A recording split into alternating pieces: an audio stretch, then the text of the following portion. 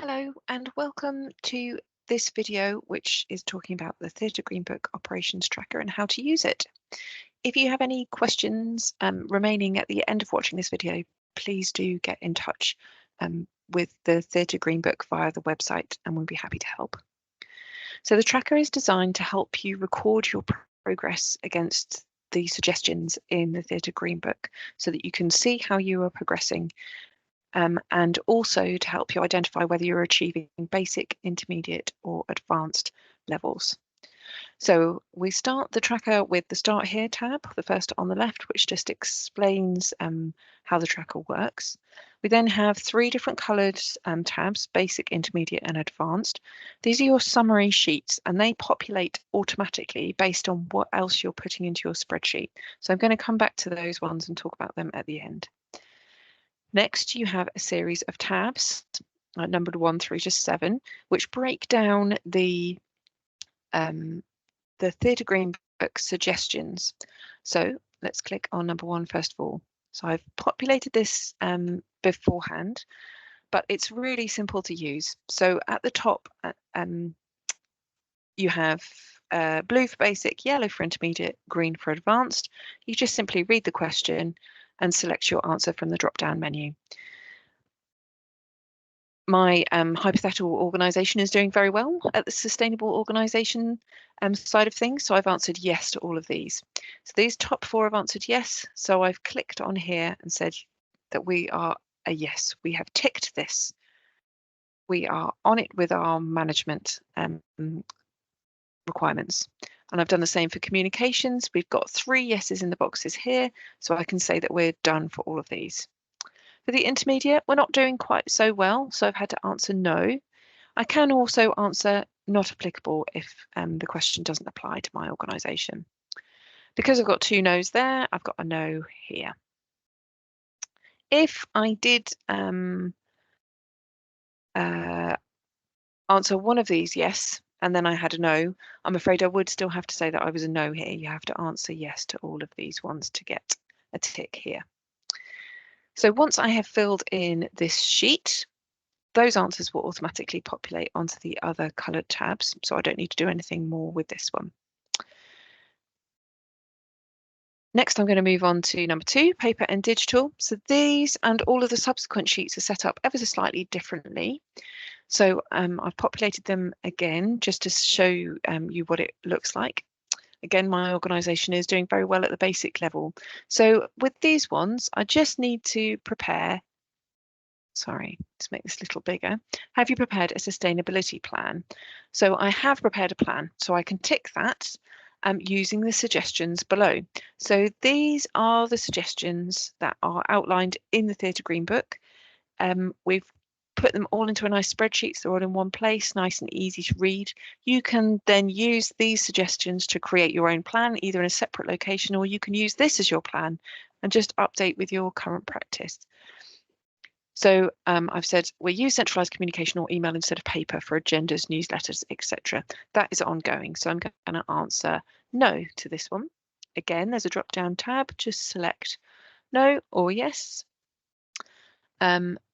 We're still ongoing with that one, but we've done these next 2, so I have selected yes in the drop-down menu. Okay, so once I've answered all of those questions, and I've done the same for digital suggestions as well, I then scroll back up to the top and I can say, yes, I definitely have done that. But have I begun to implement the plan? No, I haven't had progress in each area, so I've got to say no to this one.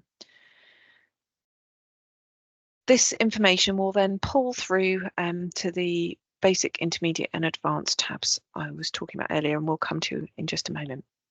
I do exactly the same for all of the rest of the tabs. So there's a suggestion section, which you can use as your action plan. And then there's this summary at the top, which is used to pull through to the summary pages. So make sure you fill in the answers to the suggestions first before you go to this to the summary section. Moving on to the buildings, it's exactly the same setup, but with the buildings, we have also added on this energy calculator. So this you can use or not, it's entirely up to you, but this is useful to help you to calculate your carbon footprint. So your carbon footprint is calculated based on your energy consumptions. They're your scopes 1 and 2 emissions, so your gas and your electricity use. You can use this if you want or not, it's up to you. But if you are going to use it, all you have to do is put in the time period that you are writing about. So that could be just one invoice, so 1 month, or it could be the entire year if you wanted to. Then you just need to fill in your energy consumption, which is on your bill. The carbon factor will populate automatically, and so will your emissions. And you can do that for your natural gas below, and then your other fuels. So just make sure that you're selecting the appropriate fuel, and also be aware of your the units that you're putting in here as well, because that will change. If you put in the incorrect units, you'll obviously get the incorrect result out at the end. Once you've done that, it will create a nice graph for you, so you can use that if you want to.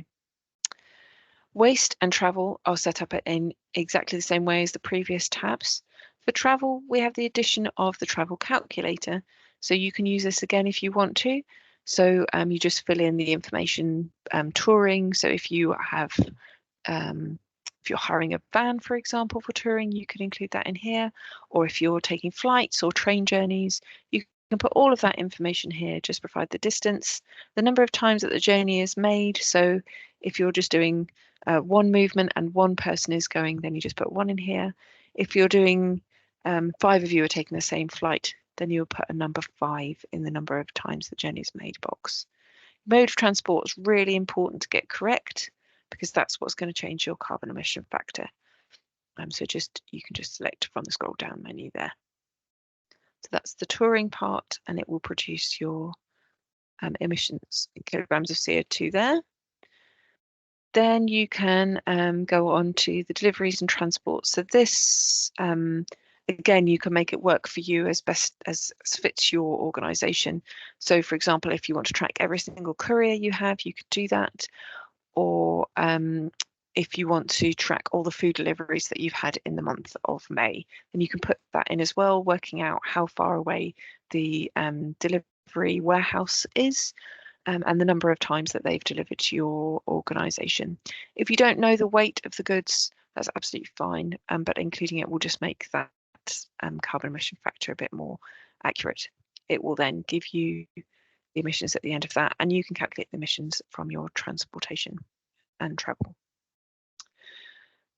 The final tab is for contracts. Again, it works in the same way. So once you have filled it in all of the numbered tabs to the best of your ability, if you don't know the answer to something, that's absolutely fine. This is just to give you an idea of where you are at the moment and what your plans are for the future. Once you've filled in everything though, you can then go back to these summary tabs. So I'm going to click on the basic one, and this information has automatically pulled through from these top parts. From each of those, it's automatically populated here. So this gives you a summary of whether you are achieving a basic standard for operations. So as you can see here, we've got some ticks in the first 2 boxes, which is great. So step 1, we are completely we have completed the basic requirements. Moving on, we can see step 2, 3, 4, and 5. We've got ticks in all of those, but in step 6 and 7, we've got some no's. That is absolutely fine. So you only have to achieve at least 4 of steps 2 to 7. So we haven't achieved step 6 and 7, but we have achieved for 2 to 5. So we have got 4 steps where we've got ticks, and we've completed the first one, so we can say that we are achieving basic standards for operations. You can find out more information in another video and how you can self-certify that you're achieving basic standards across the board. So that means you're achieving basic standards for operations, buildings and productions. And you can find out how to download your certificate in a separate video. Intermediate and advanced do exactly the same thing. So it's pulled through all the locations where I've said no. Again, for intermediate standard, you need to achieve step 1. You have to have 2 yeses here. and then you have to have 4 of the remaining categories as all ticks.